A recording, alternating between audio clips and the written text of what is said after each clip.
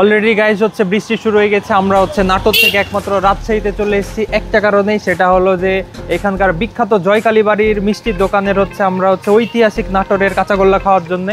Guys এই যে দেখতেই পাচ্ছেন এখানে হচ্ছে মিষ্টির দোকান, আর এই যে সামনে হচ্ছে একটা মন্দির আছে, আপনারা মন্দিরের পাশে হচ্ছে এখানে মিষ্টি পেয়ে যাবেন। তো গাইস আজকের ভিডিওতে আমি একাই আসিনি, আজকে আমি চাচুদেরকে নিয়ে এসেছি। দুইটা ব্লগার আছে আমার সঙ্গে গাইস, এই যে দেখতে পাচ্ছেন এখানে হচ্ছে দুইটা বাইক নিয়ে চলে এসেছি আমরা। ওই যে ওখানে একটা হলুদ বাইক আছে কাস্টমাইজ করা। কতটুকু যতটুকু খাওয়া সম্ভব টেস্ট করার জন্য, অত বেশি খাওয়া যাবে না তো, যেহেতু খালি পেটে আছে আমরা। তো গাইস দোকানটা অনেক ছোট্ট, হ্যাঁ আপনারা হচ্ছে অনেক ভিডিওতেই দেখেছেন দোকানটা ছোট, কিন্তু আমরা হচ্ছে দোকান ম্যাটার করছি না, আমরা ম্যাটার করছি যে টেস্ট। 250 বছরের পুরনো কাঁচাগোল্লা খেতে কেমন লাগবে সেইটাই আপনাদের সঙ্গে আমি শেয়ার করব। এটা আসলে কি, এটা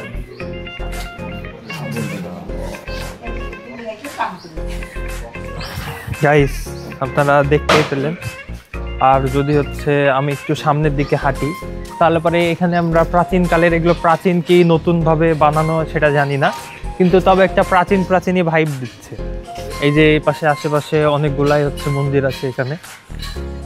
এই যে গাইস দেখতে পাচ্ছেন, আমি আর ভেতরে যাচ্ছি না, ওইভাবে ভেতরে ঢোকার প্রয়োজন মনে করছি না। আপনারা হচ্ছে পরিচয় হয়ে জানি একটা ব্লগারের সঙ্গে, আরেকটা ওই পাশে ক্যামেরাম্যানের সঙ্গে, আর আরেকটা ওই পাশে ব্লগার আছে গাইস, ওই যে দেখতে পাচ্ছেন।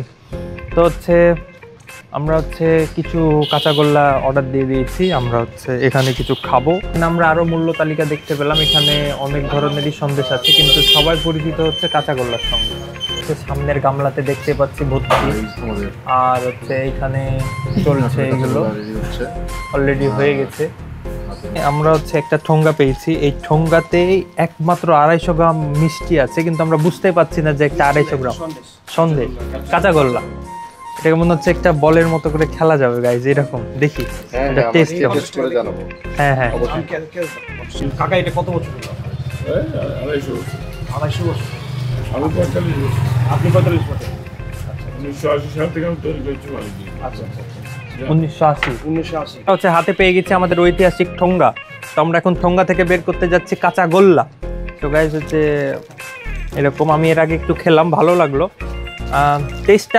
আমি যেহেতু ফুড ব্লগার না, আমি ওভাবে হচ্ছে টেস্ট বুঝতে পারছি না, কিন্তু ভালো, খেতে ভালো। একটা মিষ্টি যেরকম সাধারণ হওয়া উচিত তার থেকে একটু অসাধারণ। আমরা কিছু খাওয়ার পর খাবো।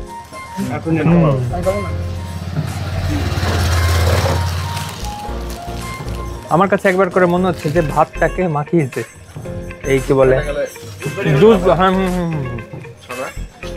ওই দুধের ছানাটাকে চিনি দিয়ে এরকম করেছিল,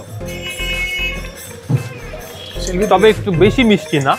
হ্যাঁ এই ছোট ভিডিওটা আমাদের এতটুকুই ছিল। আসলে এই ভিডিওটা করার উদ্দেশ্য হলো যে কাঁচাগোল্লা টেস্ট করার একটা ইচ্ছা আকাঙ্ক্ষা, যেটা আমি শেয়ার করলাম, এতটুকুই। আজকের ভিডিও আমার এতটুকুই। ভালো লাগলে অবশ্যই একটা লাইক করে দেবেন। তো দেখা হচ্ছে পরের ভিডিওতে, টাটা।